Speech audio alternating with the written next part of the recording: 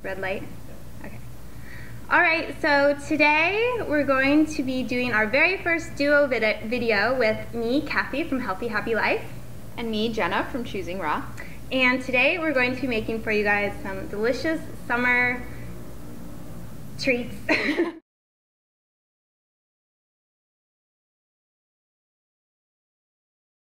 So these are the kinds of things that you can just enjoy on your own for lunch or dinner, or you can very easily bring to a cookout, a barbecue, a party, a potluck, whatever. Vegan or not, everybody will love this stuff. Yeah, that's the idea. Okay, so I'm going to be making this lovely trio of bruschetta. I have prepared some of my famous massaged kale salad, which a lot of you guys have seen on my blog, but not anyone has actually seen me make it. And since the massaging is a big part of the process, I wanted to just show you guys on camera how that works. As well as my hemp humming. And a technique how to wrap a wrap, if you want to know. So yeah, you might think you know, but you don't really know. So we have our bowl of clean, chopped, washed, spun kale.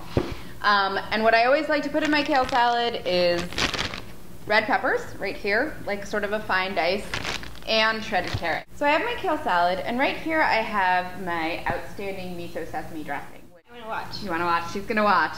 I'd like to watch kale massage. Here we go. Especially with that. Are you going to massage that in there? I am. So you're going to get like super messy. It's going to be so messy.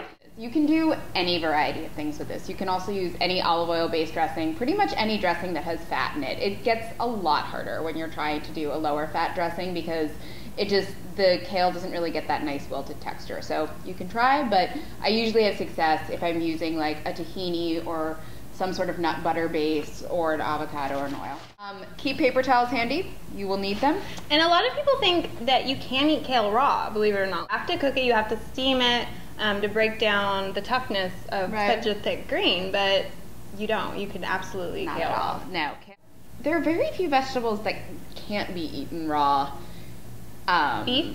I guess you can eat grated beets are delicious raw. I wouldn't eat like chunks of beets raw. That doesn't turn out too well. Here's our dressing. We just start to pour it over like this. You want a lot of it. What I have in this little bowl here is definitely about a cup. This is the dressing. It's very delicious. Sweet. Yeah, it's got the tahini. And very salty. It's very sweet and salty, which I love. Get going with your hands here. You're just going to take it and you're going to just sort of mash it between your fingers like this. Just make sure you wash your hands first. You want clean hands, yeah. Down. And don't be afraid to use force with your fingers. You know, it's what they say when you take kickboxing classes. Whatever aggression you have from the day, from whatever is going on in your life, whatever stress you have, just use it all in making this delicious dish. Okay, I think it's time to add a little bit more dressing to this. If you compare this to where I started, my kale was like coming out of the bowl.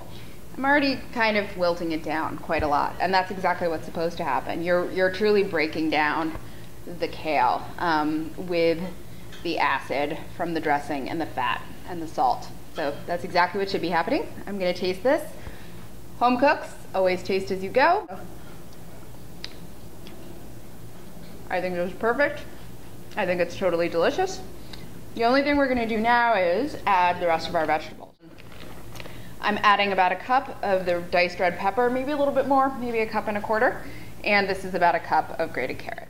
The thing about kale salad that's so great if you're bringing it to like a potluck or a barbecue or a summer party is that kale salad actually kind of gets better as it marinates and warms up. The kale starts to wilt down a little bit, it gets this really, really nice soft texture, and so it's one of the few green salad dishes that you can bring to a party and not worry about getting mushy and gross by the end of the night or watery or whatever. So it's kind of a winner, and it's also a great way to show people that dark leafy greens can be really delicious. They're not something you have to be afraid of. So a lot of you guys have asked me what I mean when I say to de-stem your kale. And that's a good question. Grab the stem with one hand, you take your other hand and you just pull. And as you can see, the leaves come right off and the tough part of the stem, which is what you don't want to eat, is left behind. And then once you have it, you basically just want to chop it into pieces that are pretty small, like this big. It'll help the salad to be more wilted. Sorry, Kathy's attacking me with lemon juice right now.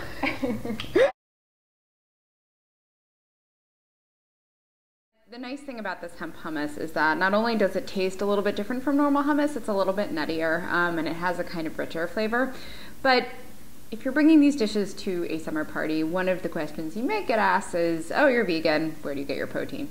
So this is a really good response. And the best way to show people or teach them anything about, I think, vegan cooking is just to teach them through food, like give them really good food to eat, and then they'll understand some of the 101 questions a little bit better.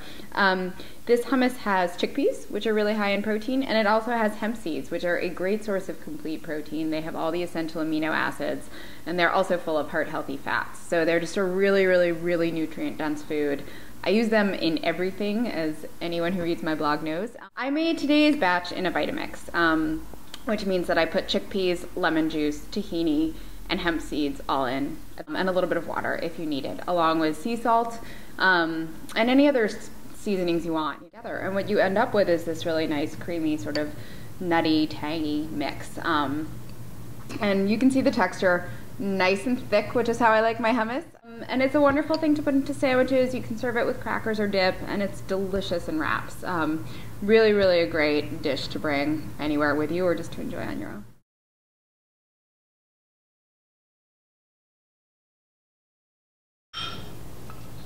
All right, so I've plated my bruschetta trio, and what we have here is we have the balsamic shiitakes with a little bit of fresh thyme, and a lemon avocado with some salt, pepper, and then a little bit of jalapeno and lime juice as well, and also a very simple mango with basil and